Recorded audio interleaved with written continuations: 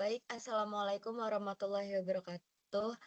Eh, Kami dari kelompok 13 akan membahas Islam dan isu-isu kesehatan masyarakat di tingkat global yang beranggotakan 5 orang. Dari saya sendiri, Syarafina Fardanaila. Saya Farhana Nur Amalia. Saya Alfafika Lovia. Dari Cahyani.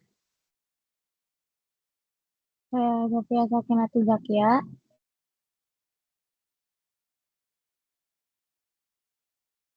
Baik, selanjutnya masuk ke latar belakang. Jadi, kesehatan itu merupakan salah satu nikmat terbesar dari Allah Subhanahu wa Ta'ala yang diberikan kepada manusia. Dalam Islam, menjaga kesehatan juga merupakan bagian dari kewajiban karena sejalan dengan maqasid syariah, yaitu hifz al-nafs atau menjaga jiwa. Saat ini dunia masih menghadapi berbagai isu kesehatan seperti meningkatnya penyakit tidak menular, HIV atau AIDS, malnutrisi, serta ketimpangan akses pelayanan kesehatan. Kondisi ini juga menunjuk bahwa masalah kesehatan tidak hanya dipengaruhi oleh faktor medis, tetapi juga faktor sosial, ekonomi, dan lingkungan. Islam sebagai agama yang universal memiliki ajaran yang mendukung upaya kesehatan, mulai dari menjaga kebersihan, menerapkan pola hidup sehat, mencegah penyakit, hingga peduli terhadap sesama. Oleh karena itu, makalah ini membahas isu-isu kesehatan masyarakat global dari perspektif Islam, serta peran umat Islam dalam mengatasi berbagai tantangan tersebut. Selanjutnya masuk ke bab 2. Isu-isu kesehatan masyarakat global. Yang pertama, penyakit tidak menular. Untuk penyakit kardiovaskular ini merupakan penyakit yang menyerang jantung dan pembuluh darah seperti serangan jantung dan stroke. Menurut WHO, pada tahun 2022, penyakit kardiovaskular menyebabkan 19,8 juta kematian atau sekitar 19,8 juta kematian atau sekitar 32 dari seluruh kematian di dunia. Sebagian besar kematian tersebut disebabkan oleh serangan jantung dan stroke. Beban penyakit ini paling banyak terjadi di negara berpenghasilan rendah dan menengah karena masih terbatasnya akses terhadap pelayanan kesehatan. Faktor resiko utamanya meliputi hipertensi, merokok, diabetes, obesitas, kurang aktivitas fisik, serta pola makan yang tidak sehat. Selanjutnya ada diabetes mellitus. Diabetes mellitus merupakan penyakit kronis yang terjadi ketika tubuh tidak mampu memproduksi insulin dalam jumlah yang cukup atau tidak dapat menggunakan insulin secara efektif sehingga kadar gula darah meningkat. WHO melaporkan bahwa saat ini terdapat lebih dari 800 juta orang dewasa yang hidup dengan diabetes di seluruh dunia dan jumlah tersebut diperkirakan akan terus meningkat sehingga mencapai sekitar 1,3 miliar orang pada tahun 2050 apabila tidak ada upaya pencegahan yang optimal. Faktor resiko diabetes tipe 2 antara lain obesitas, pola makan tinggi gula dan lemak, kurang aktivitas fisik, usia, serta riwayat keluarga. Oleh karena itu, perubahan gaya hidup sehat menjadi langkah utama dalam mencegah penyakit ini. Selanjutnya ada HIV atau AIDS. Selain penyakit tidak menular, di dunia juga masih menghadapi penyakit menular. Salah satunya adalah HIV atau AIDS.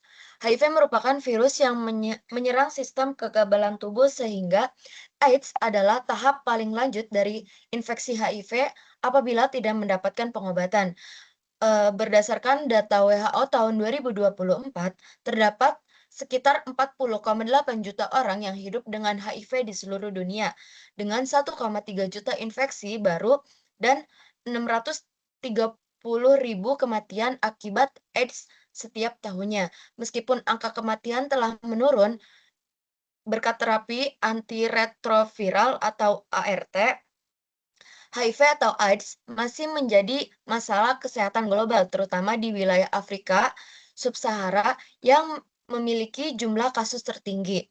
Jadi secara keseluruhan ini data tersebut menunjukkan bahwa penyakit tidak menular maupun penyakit menular masih menjadi tantangan besar bagi kesehatan masyarakat global. Oleh karena itu diperlukannya upaya pencegahan, deteksi dini, pengobatan yang berkelanjutan, serta kerjasama berbagai pihak untuk menurun angka kesakitan dan kematian akibat penyakit-penyakit tersebut. Next. Isu selanjutnya adalah malnutrisi. Jadi malnutrisi merupakan kondisi yang terjadi ketika asupan gizi seseorang tidak memadai, berlebihan, atau tidak seimbang. Konsep malnutrisi dalam konteks global modern itu mencakup triple burden of malnutrition. Yang pertama ada kekurangan gizi, yang kedua defisiensi mikronutrien, dan yang ketiga kelebihan berat badan atau obesitas. Dapat dilihat dari tabel 4, jadi berdasarkan data UNICEF, WHO, World Bank tahun 2024, itu sebanyak 150,2 juta anak di bawah 5 tahun itu mengalami stunting, 42,8 juta mengalami wasting, 35,5 juta mengalami overweight. Lalu lebih dari 2, miliar orang dewasa mengalami overweight atau obesitas dan lebih dari 800 juta orang masih kelaparan. Nah, jadi stunting itu tidak hanya berdampak pada pertumbuhan fisik, tapi juga pada perkembangan kognitif, daya tahan tubuh, dan produktivitas ekonomi di masa yang akan datang. Isu selanjutnya adalah ketimpangan akses kesehatan. Ketimpangan akses kesehatan merujuk pada perbedaan yang tidak adil dalam status kesehatan atau distribusi sumber daya kesehatan antara berbagai kelompok populasi. Berdasarkan laporan pemantauan global UHC 2023 yang diterbitkan oleh WHO dan World Bank menunjukkan bahwa dunia tidak berada di jalur yang tepat untuk mencapai universal health coverage pada tahun 2030. Sebanyak 4,5 miliar orang yaitu lebih dari separuh populasi dunia masih tidak bisa mendapatkan cakupan layanan kesehatan yang memadai.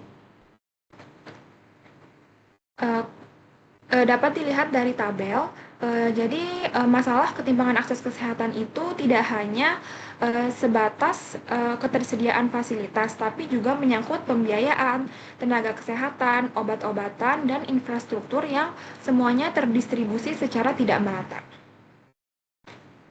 Next, kita masuk ke bab 3, yaitu perspektif dan solusi Islam terhadap isu kesehatan masyarakat global. Yang pertama, perspektif dan solusi Islam terhadap penyakit tidak menular, landasan teologis Islam tentang kesehatan. Jadi, konsep kesehatan dalam Islam ini bersifat holistik, mencakup dimensi fisik, mental, dan spiritual. Makosaid Syariah menempatkan hifz al-nafs atau penjagaan jiwa sebagai salah satu dari 5 prioritas utama, sehingga segala upaya untuk menjaga dan meningkatkan kesehatan termasuk bentuk ketaatan kepada Allah. Allah juga berfirman dalam Quran surat Al-Baqarah ayat 195 yang artinya, dan janganlah kamu menjatuhkan dirimu sendiri ke dalam kebinasaan. Jadi ayat ini menjelaskan landasan teologis bagi kewajiban menjaga kesehatan dan menghindari perilaku berisiko. Juga ada sabda Nabi Muhammad SAW yang berbunyi, 2 nikmat yang sering dilalaikan oleh banyak manusia adalah nikmat sehat dan waktu luang. Hadis ini mengajarkan bahwasannya kesehatan merupakan nikmat yang sangat berharga yang harus disyukuri dengan cara dijaga dan dimanfaatkan sebaik-baiknya. Next. Selanjutnya ada solusi Islam terhadap penyakit kardiovaskular dan diabetes. Islam menawarkan berbagai solusi preventif terhadap penyakit kardiovaskular dan diabetes karena kedua penyakit tersebut sangat dipengaruhi oleh pola hidup. Nah, salah satu prinsip utama dalam Islam adalah mengkonsumsi makanan yang halal dan thayyib. Nah, Allah Subhanahu wa taala berfirman dalam surat Al-Baqarah ayat 168 yang artinya, wahai sekalian manusia, makanlah dari apa yang ada di bumi dan yang halal lagi baik. Nah, konsep thayyib ini tidak hanya berarti halal secara syariah, tetapi juga makanan yang bergizi, bersih, aman, dan bermanfaat bagi kesehatan tubuh. Nah, selain itu, Islam melarang perilaku berlebih-lebihan atau disebut israf. dalam makan dan minum. Allah berfirman juga dalam surat Al-A'raf ayat 31 yaitu makan dan minumlah tetapi jangan berlebih-lebihan. Larangan tersebut sangat relevan dalam mencegah obesitas dan merupakan salah satu faktor risiko utama penyakit jantung dan diabetes tipe 2. Nah, Rasulullah SAW juga mengajarkan agar seseorang mengisi lambungnya sepertiga untuk makanan, sepertiga untuk minuman, dan sepertiga untuk udara. Selain mengatur pola makan, ibadah puasa juga menjadi salah satu bentuk pencegahan penyakit dalam Islam.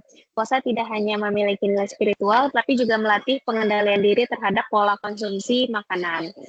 Nah, apabila dilakukan dengan sahur dan berbuka yang sehat, puasa dapat membantu mengontrol kadar gula darah, meningkatkan sensitivitas insulin, menurunkan berat badan, dan memperbaiki profil lemak darah, serta mengurangi risiko penyakit kardiovaskular dan diabetes. Nah, Islam juga mendorong umatnya untuk melakukan aktivitas fisik secara rutin. Contohnya seperti gerakan sholat 5 waktu yang melibatkan aktivitas otot dan sendi yang dilakukan setiap hari sehingga memberikan manfaat bagi kebugaran tubuh. Nah, selain itu, Rasulullah SAW menganjurkan berbagai aktivitas fisik seperti berenang, memanah, dan berkuda sebagai bagian dari menjaga kesehatan jasmani. Nah, di samping itu, Islam mengajarkan pentingnya pengelolaan stres melalui pendekatan spiritual. Stres kronis dapat meningkatkan risiko hipertensi, penyakit jantung, dan diabetes melalui gangguan hormonal maupun metabolisme tubuh. Nah, dengan demikian, penerapan nilai-nilai Islam secara menyeluruh tidak hanya meningkatkan kualitas spiritual, tapi juga berkontribusi dalam pencegahan penyakit kardiovaskular dan diabetes. Nah, selanjutnya solusi Islam terhadap HIV/AIDS, Islam memberikan pendekatan preventif yaitu melalui ajaran yang menekankan penjagaan kehormatan diri, perilaku seksual yang bertanggung jawab, serta menjaga kebersihan dan kesehatan. Nah, salah satu prinsip utama dalam Islam adalah larangan mendekati zina, sebagaimana firman Allah Subhanahu Wa Taala dalam surat Al-Isra ayat 32. Dan janganlah kamu mendekati zina, sesungguhnya zina itu adalah suatu perbuatan yang keji dan suatu jalan yang buruk. Nah, ayat tersebut menjelaskan bahwa Islam tidak hanya melarang perbuatan zina, tetapi juga segala bentuk perilaku yang dapat mengarah kepada perzinaan. Nah, oleh karena itu, ajaran Islam mengenai menjaga kehormatan diri serta menjauhi zina menjadi salah satu upaya promotif dan preventif dalam mengurangi risiko penyebaran penyakit HIV/AIDS. Nah, di sisi lain, Islam juga mengajarkan bahwa setiap penderita penyakit, termasuk orang dengan HIV/AIDS, harus diperlakukan dengan penuh kasih sayang tanpa diskriminasi maupun stigma. Mereka tetap memiliki hak untuk memperoleh pelayanan kesehatan, dukungan psikososial, dan pendampingan agar kualitas hidup tetap terjaga. Nah, selanjutnya perspektif dan solusi Islam terhadap malnutrisi. Nah, Islam memandang persoalan pangan dan gizi ini melalui prinsip halalan thayyiban sebagaimana dijelaskan dalam firman Allah Subhanahu wa taala dalam surat Al-Baqarah ayat 168, "Hai sekalian manusia, makanlah yang halal lagi baik atau thayyib dari apa yang terdapat di bumi." Nah, kata halal menunjuk pada kebolehan suatu makanan menurut syariat, sedangkan thayyib mensyaratkan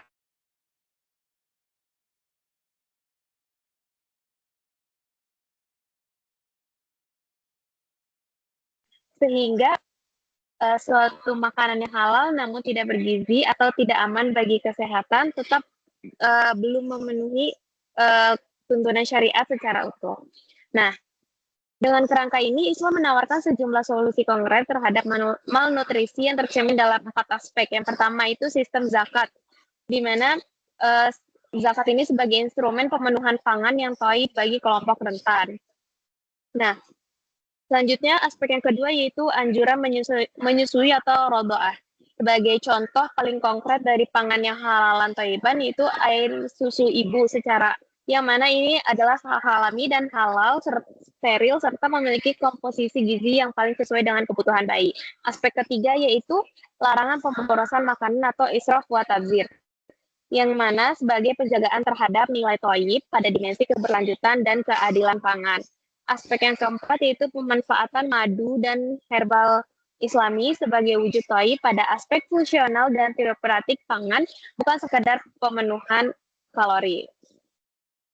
Nah, berdasarkan keempat aspek tersebut dapat disimpulkan bahwa prinsip halalan thayyiban dalam Islam bukan sekedar norma ritual mengenai jenis makanan yang boleh dikonsumsi, melainkan kerangka nilai yang komprehensif mencakup kecukupan gizi individu, keadilan distribusi pangan, keberlanjutan sumber daya, hingga fungsi teokratik makanan. Next.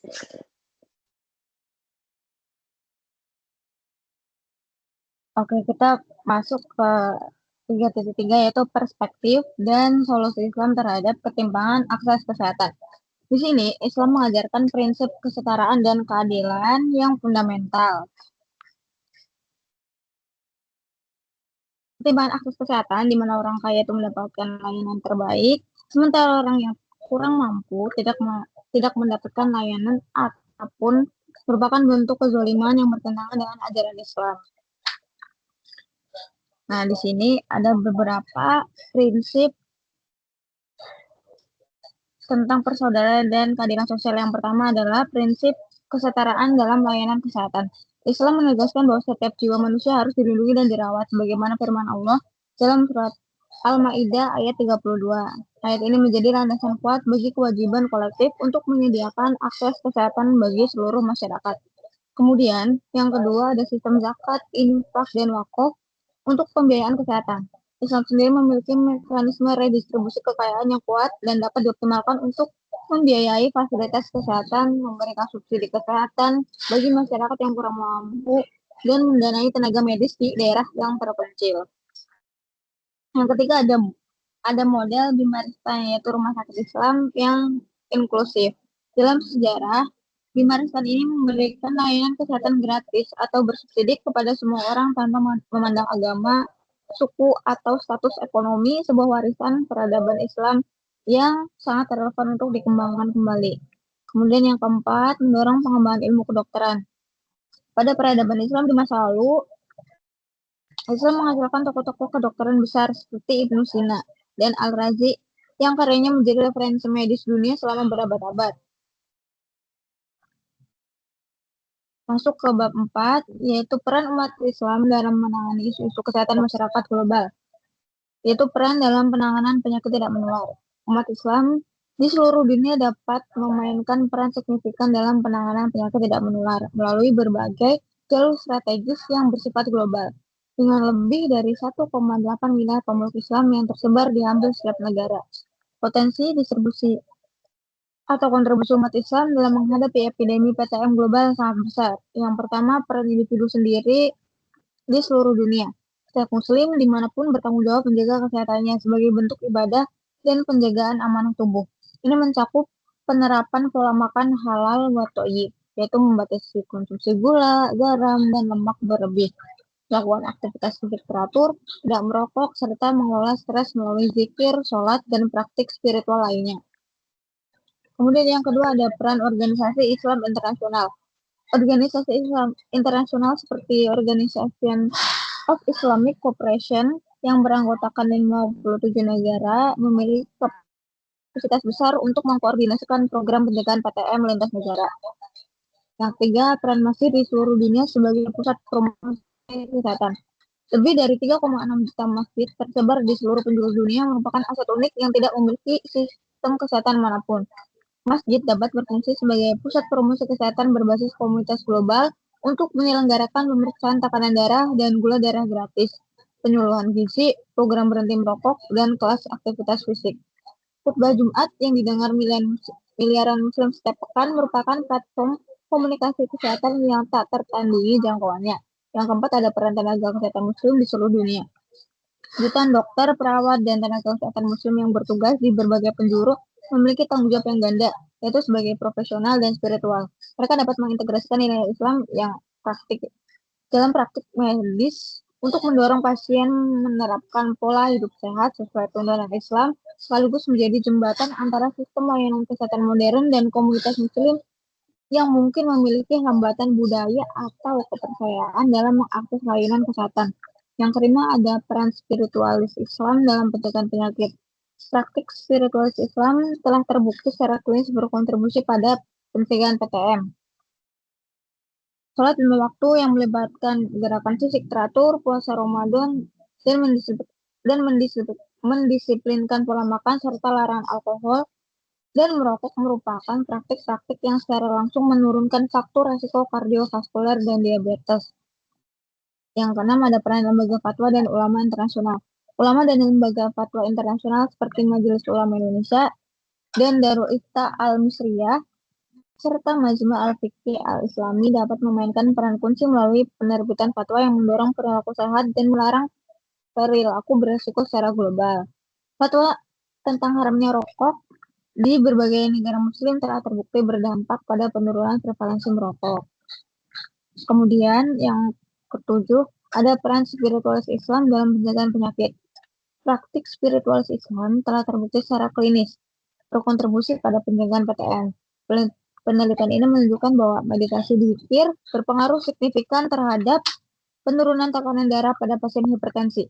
Sholat 5 waktu yang melibatkan gerakan fisik teratur, puasa Ramadan yang disebutkan pola makan dan larangan alkohol serta rokok merupakan praktik-praktik yang secara langsung menurunkan faktor resiko kardiovaskular dan diabetes di kalangan populasi muslim global. Next. Selanjutnya ada peran dalam penanggulangan malnutrisi. Yang pertama ada optimalisasi zakat global untuk ketahanan pangan. Potensi zakat yang besar dapat dimanfaatkan untuk meningkatkan ketahanan pangan melalui subsidi pangan bergizi bagi keluarga miskin, program perbaikan gizi ibu hamil dan anak, serta pemberdayaan petani di negara-negara berkembang agar akses terhadap pangan bergizi semakin baik. Yang kedua ada pengembangan wakaf pangan internasional. Wakaf produktif dapat dikembangkan untuk mendukung pembangunan lahan pertanian, fasilitas pengolahan pangan, gudang pangan, serta dapur umum bergizi di wilayah yang mengalami krisis pangan sehingga mampu memperkuat ketahanan pangan masyarakat. Yang ketiga ada program 1000 Hari Pertama Kehidupan berbasis komunitas Islam.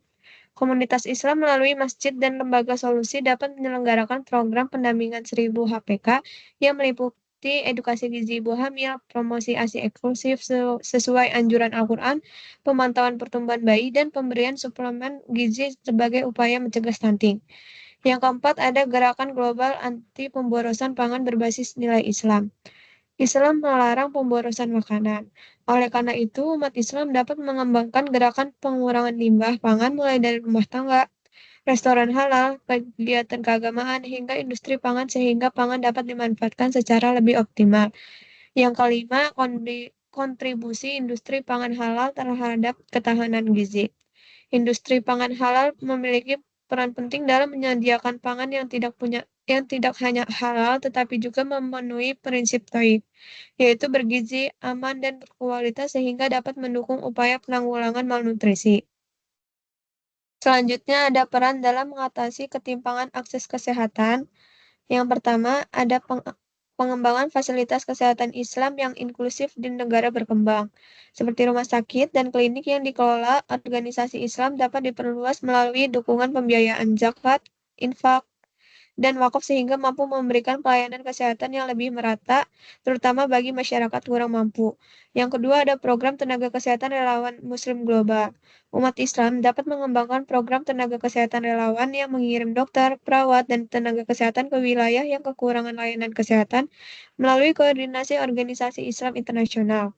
Yang ketiga ada pemanfaatan teknologi digital dan telemedicine. Telemedicine dapat dimanfaatkan untuk meningkatkan akses layanan kesehatan di daerah terpencil yang mengalami keterbatasan tenaga kesehatan maupun hambatan geografis sehingga pelayanan kesehatan menjadi lebih mudah dijangkau. Yang keempat ada advokasi kebijakan universal health coverage. Negara-negara anggota OKI dapat memanfaatkan forum internasional untuk mendorong percepatan penerapan universal health coverage ini. Peningkatan investasi kesehatan serta pengurangan beban biaya obat-obatan dan layanan kesehatan. Yang kelima ada penguatan kerjasama selatan di bidang kesehatan antar negara muslim. Negara-negara muslim yang telah memiliki sistem kesehatan yang lebih maju dapat berbagi teknologi, tenaga ahli, dan sumber daya kesehatan dengan negara lain berdasarkan prinsip saling tolong-menolong.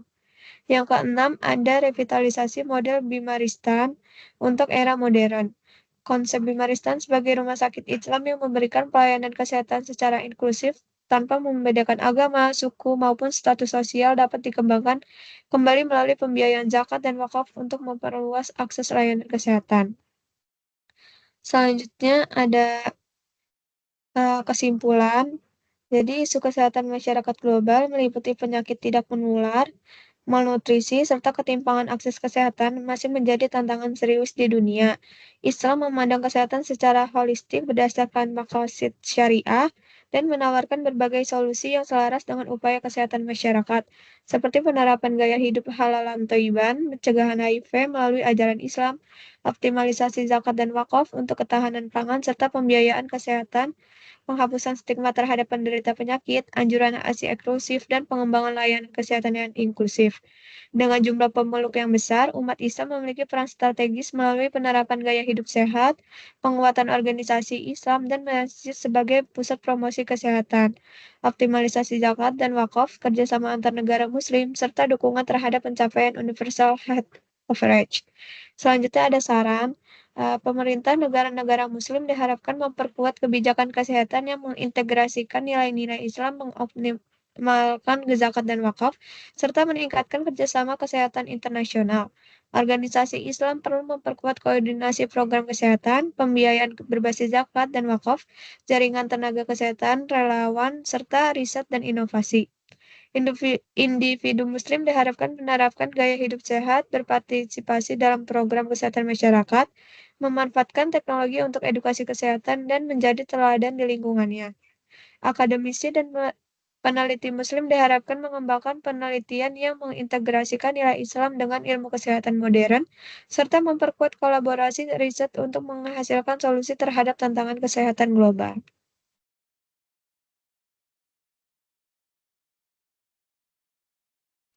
Baik, sekian pemaparan materi dari kelompok kami. Jika ingin bertanya bisa langsung tulis di kolom chat.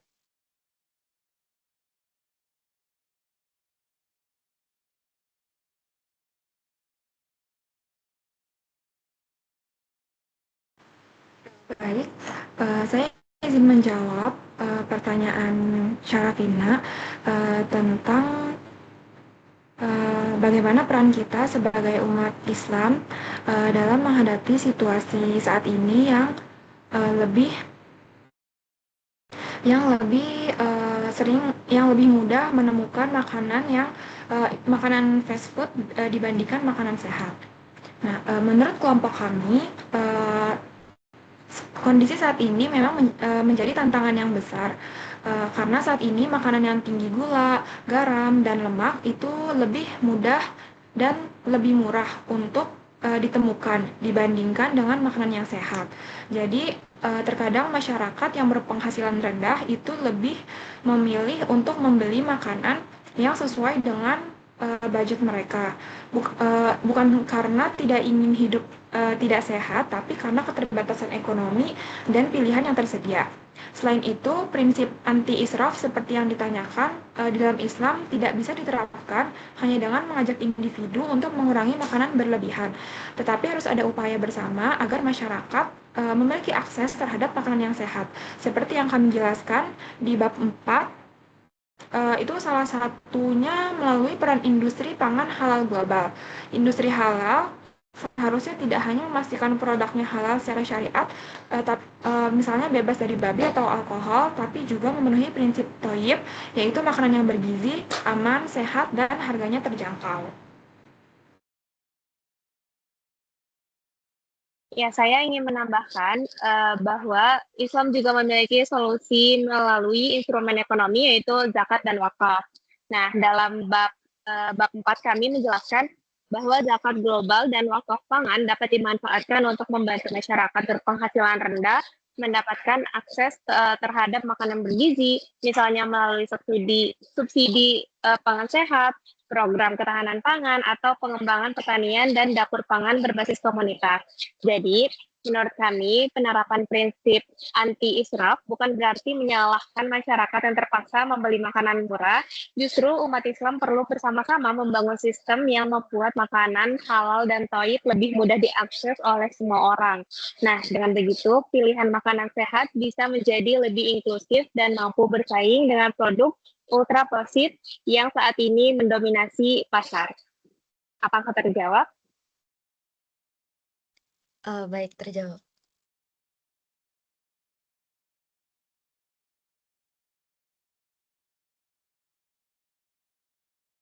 Baik, selanjutnya saya izin menjawab pertanyaan Farhana. Menurut kelompok kami, penting untuk dipahami bahwa tidak semua kasus HIV terjadi karena perilaku yang bertentangan dengan syariat. Ada banyak yang tertular melalui jalur non-seksual, seperti penularan dari ibu ke anak saat kehamilan, persalinan atau menyusui, transfusi darah, maupun penggunaan alat medis yang terkontaminasi. Oleh karena itu, kita tidak boleh langsung menghakimi seseorang hanya berdasarkan status HIV yang dimiliki.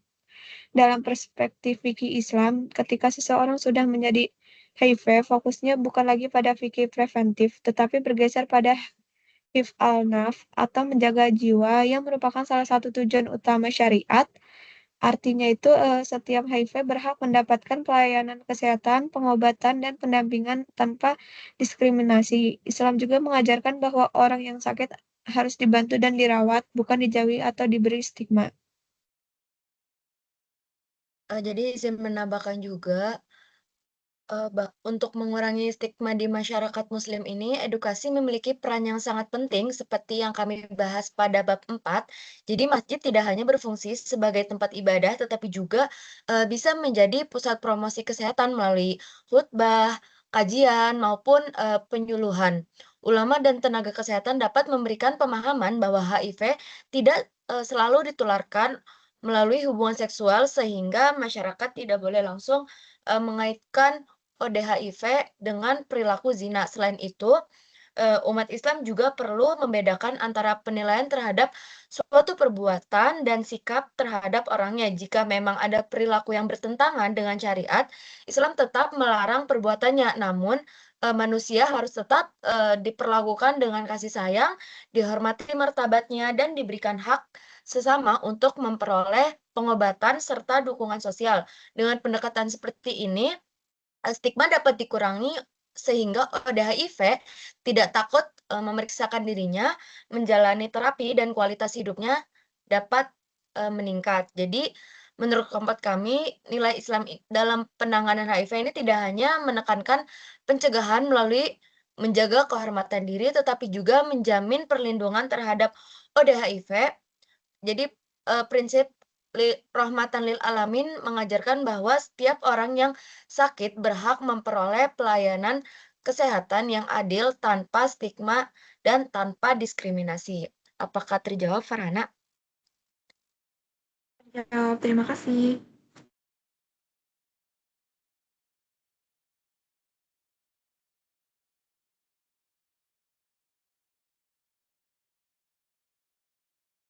Baik, selanjutnya saya ingin menjawab pertanyaan Alsa. Dan jawabannya itu ada di 3.1.3. Seperti yang sudah kami bahas pada subbab tersebut, Islam sudah melarang keras yang namanya diskriminasi serta stigma terhadap orang yang sakit. Bahkan Rasulullah itu mengajarkan empati dan kasih sayang. Kelompok kami juga memandang bahwa untuk ODHIV, pendekatan teologisnya itu bergeser dari fikih preventif ke fikih pelayanan atau hifz al-nafs, yaitu menjaga jiwa. Umat Islam melalui lembaga fatwa dan ulama juga harus mengedukasi bahwa medis dan perawatan adalah hak yang sangat mutlak. Karena disinilah peran masjid sebagai pusat promosi kesehatan, yaitu memberikan edukasi kepada jamaah untuk membedakan antara membenci perilakunya jika ada pelanggaran syariat dan mengasihi serta mengobati manusianya. Jadi kurang lebih seperti itu jawaban dari kelompok kami. Apakah sudah terjawab, Alsa? Terjawab, Sofi. Terima kasih. Oh.